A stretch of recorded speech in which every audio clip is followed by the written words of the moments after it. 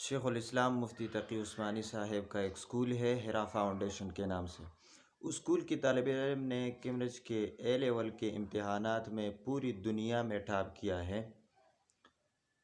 تو اس لیے وہ لوگ جو یہ کہتے تھے کہ ملا کی دوڑ مسجد تک، ان کی منہ پر ایک تمانچہ بھی ہے۔ شیخ الاسلام صاحب کی گفتگو ذرا ملاحظہ فرمائیے۔ تو یہ نہیں چٹائی پر بیٹھنے والے ملاؤں نے، جن کو تانے دیے جاتے تھے کہ یہ دور حاضر کے تقاضوں سے بے خبر ہیں، انہی ملاؤں نے ایسے اسکول قائم کر کے دکھائے ہیں، ایسے تعلیمی ادارے قائم کر کے دکھائے ہیں جس میں ایک طرف بچہ 5 سال میں، جن کو وہ کہہ رہے تھے کہ 5 سال کے اندر ناظرہ نہیں ہو سکتا، اس 5 سال میں حفظ مکمل کرایا، سبحان اللہ، حفظ مکمل کرایا، اور سارے عصری مضامین اعلیٰ معیار کے ساتھ دنیا کے سامنے پیش کیے۔ ہمارے یہاں بھی جامعہ دارالعلوم کراچی میں ایک اسکول ہے، ہیرا فاؤنڈیشن اسکول۔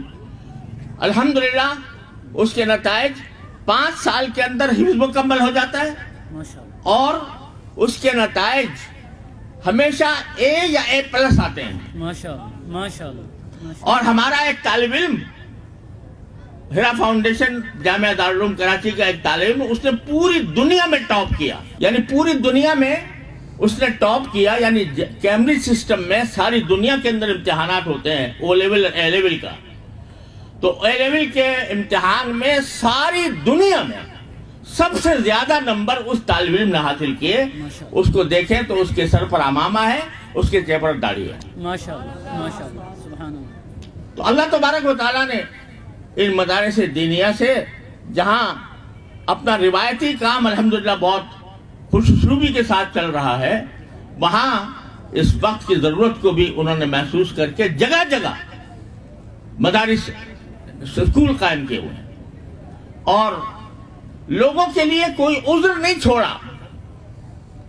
لوگ کہتے ہیں صاحب اگر ہم مدرسے میں بھیج دیں گے طالب علم کو تو مدرسہ کچھ دین سے تو واقف ہو جائے گا لیکن دنیا سے بے خبر رہے گا، اس واسطے ہم مدارس کے اندر اپنے بچوں کو نہیں بھیجتے۔